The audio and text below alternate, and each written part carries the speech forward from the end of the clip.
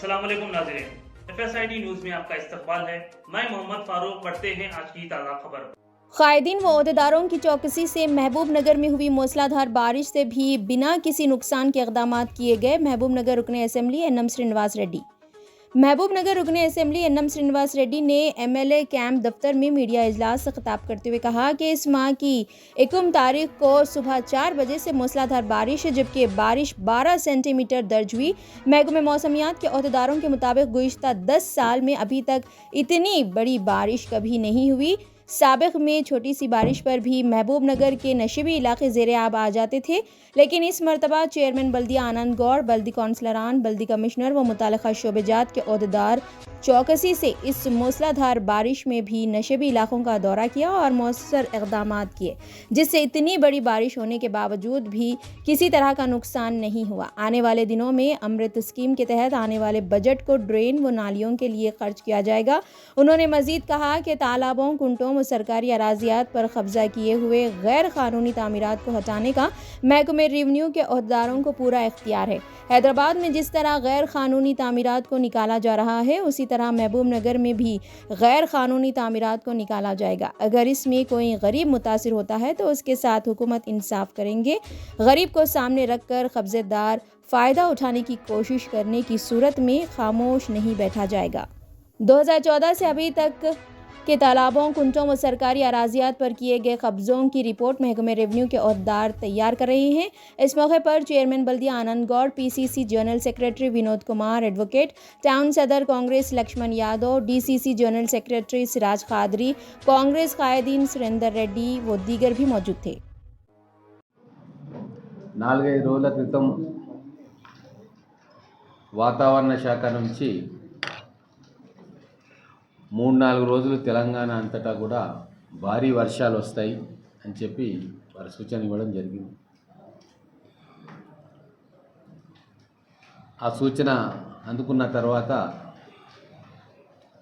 మొత్తం జిల్లా యంత్రాంగాన్ని, ముఖ్యంగా మున్సిపల్ యంత్రాంగం, రెవెన్యూ యంత్రాంగం, ఇరిగేషన్ యంత్రాంగం, పోలీసు యంత్రాంగం, ఈ నలుగురితో కూడా మాట్లాడడం జరిగింది. కలెక్టర్ గారితో కూడా మాట్లాడడం, RDO,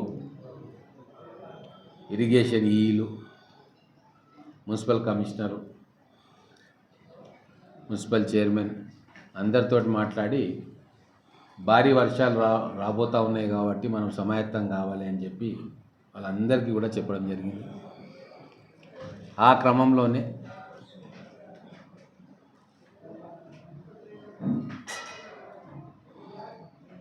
ఒకటో తారీఖు ఉదయం 4 గంటల నుంచి మొత్తం ప్రభుత్వ యంత్రాంగం అంతా కూడా మహబూబ్ నగర్ పట్టణంలో పర్యవేక్షణ, కోఆర్డినేషన్లో దిగిండ్రు. చైర్మన్ గారికి 4 గంటలకే చెప్పడం, వారు అప్పుడే బయటికి వెళ్ళిపోయి ఏ వార్డులలో ఎక్కడ పరిస్థితి ఎక్కడ ఉంది కమిషనర్ గారిని తీసుకోవడం, అలాగే అందరు కౌన్సిలర్లకు కూడా ఇన్ఫర్మేషన్ ఇచ్చినాం. అందరూ కూడా ఆ వార్డులలో పరిస్థితిని గమనించాలి, ప్రజలకు ఎక్కడైనా ఇబ్బంది ఉంటే వాళ్లకు సహాయం చేయాలి, మనోధైర్యాన్ని ఇవ్వాలి అని చెప్పడం, వాళ్ళందరూ కూడా అదే పనిగా రోజు ఉదయం నుంచి కూడా సాయంత్రం దాకా ప్రజలతోనే ఉన్నారు. కలెక్టర్ గారు కూడా ఉదయం నుంచి ఎక్కడ పరిస్థితి తీవ్రంగా ఉందో ఆ ప్రాంతాలను విజిట్ చేయడం, మిగతా ప్రాంతాల్లో కోఆర్డినేట్ చేయడం, ఇదంతా కూడా ఒక సమన్వయంతో అధికారులందరూ కూడా చేసింది. ప్రజాప్రతినిధులు, అధికారులు కలిసి ఒక సమన్వయంతో పనిచేయడం జరిగింది. గతంలో ఎప్పుడో చాలా సంవత్సరాల క్రితం అది జరిగింది, కానీ ఈ మధ్య కాలంలో ఎప్పుడు కూడా 12.1 సెంటీమీటర్స్ ఒకటే రోజు కుండపోతగా పడలే. అయినా కూడా అధికార యంత్రాంగం సమన్వయంతో ఇప్పుడు చెప్పిన 4 విభాగాలు కాకుండా మా చైర్మన్ గారు, కౌన్సిలర్సు, మేము అందరం కూడా కలిసి ప్రమాదాన్ని అతి తక్కువగా ప్రజలకు ఇబ్బంది కలిగేటట్టుగా చాలామందికి వాళ్ళు సురక్షితంగా ఉండేటట్టుగా చర్యలు తీసుకున్నాం. గతంలో పోలిస్తే గతంలో ఎప్పుడు 12 సెంటీమీటర్ల వర్షపాతం నమోదు కాలే. ఎప్పుడో పోయిన సంవత్సరం ఒకసారి 9 సెంటీమీటర్లు అయింది, ఒకసారి 8 సెంటీమీటర్లు అయింది, ఇంకోసారి 7 సెంటీమీటర్లు అయింది. ఆ వాతావరణ శాఖ నుంచి డాటా కూడా తెప్పించుకున్నాం. వివరాల్లోకి పోకుండా అప్పుడు వర్షపాతం కొద్దిగా అయినా నమోదైనా డ్యామేజ్ ఎక్కువ జరిగింది, విధ్వంసం ఎక్కువ జరిగింది. అనేక కాలనీలు జలమయమైనవి. కానీ వాటిని దృష్టిలో పెట్టుకొని ఈసారి అట్లా కాకుండా డ్యామేజ్ని మినిమైజ్ చేసేటట్టుగా మన అధికార యంత్రాంగం మొత్తం కూడా పనిచేసిండ్రు. అందుకు వాళ్ళందరికీ కూడా ధన్యవాదాలు తెలుపుతా ఉన్నాం. ఇంకా ప్రమాదం పూర్తిగా తొలగిపోలేదు కాబట్టి మేము ఇంకా జాగ్రత్తగానే ఉన్నాం. మా అధికార యంత్రాంగం అంతా అప్రమత్తతోటే ఉంది. ప్రజలు కూడా అప్రమత్తతో ఉండాలి. తర్వాత ఇంకో విషయం, చెరువులు కుంటల గురించి మహబూబ్ నగర్ అర్థం చేసుకోవాలని చెప్పి నేను మీడియా ద్వారా తెలియజేస్తా ఉన్నాను.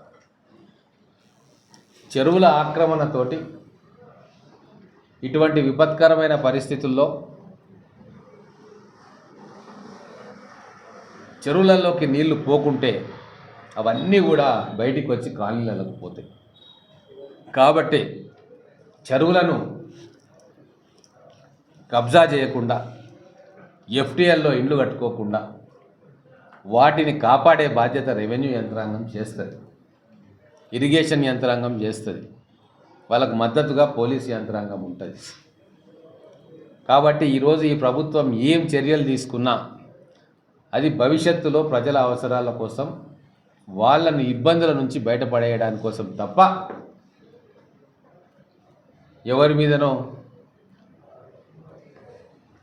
ఎవరినో ఇబ్బంది పెట్టడానికి కాదు.